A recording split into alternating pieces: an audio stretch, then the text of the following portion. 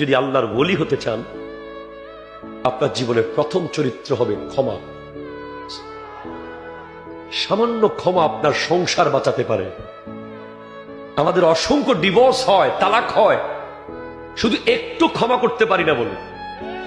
তরকারিতে একটু লবণ কম হইছে, সাথে সাথে বউয়ের 14 গোষ্ঠী উদ্ধার করে কিছু লোক। স্বামী একটু ফোন রিসিভ করতে অসুবিধা হয়েছে, কিছু মা বোনেরা তার ঘরে ঢুকার আগে তার 14 গোষ্ঠী উদ্ধার করে।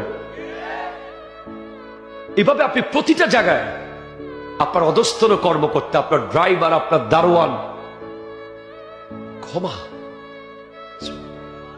ক্ষমা এই ক্ষমার গুণ বাংলাদেশে বড় দরকার এখন। হ্যাঁ, জুলুম হয়েছে। আমি কোন রাজনৈতিক দলকে সাপোর্ট করি না, আমার রাজনীতি হলো আল্লাহ এবং রসুল। কিন্তু আমি একটা কথা বলে যাই, জুলুম হয়েছে ঠিক, আপনি ক্ষমা করে দিন।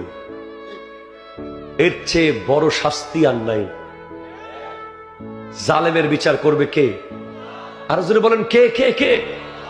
ক্ষমার চরিত্র শাহজালাল ইয়ামানির চরিত্র, ক্ষমার চরিত্র খাজা মাইনুদ্দিন চিশতির চরিত্র, ক্ষমার চরিত্র আব্দুল কাদের জিলানী রাদিয়াল্লাহু তাআলার চরিত্র। পৃথিবীতে দুই ধরনের মানুষ আছে, একদল ক্ষমা করেছে আর একদল প্রতিশোধ নিয়েছে।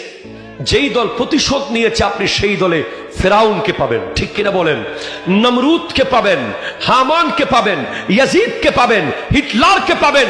আর যেই দল কোনোদিন প্রতিশোধ নেয়নি, বারবার ক্ষমা করেছে, সেই দলে পাবেন রাহমাতাল লিল আলামিনকে।